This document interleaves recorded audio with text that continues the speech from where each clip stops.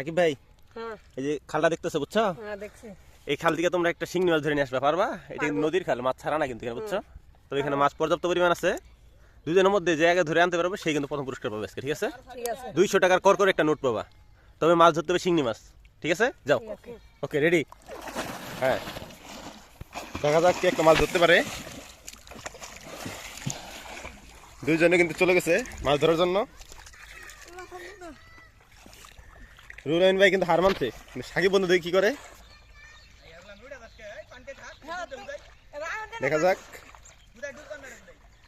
সাকিব বন্ধু কি করে, কি মাছ ধরে নিয়ে আসছে দেখা যাক। হ্যাঁ, আসো আসো, এদিকে আসো। হ্যাঁ, রাখো এখানে, রাখো রাখো রাখো মাছটা দেখি।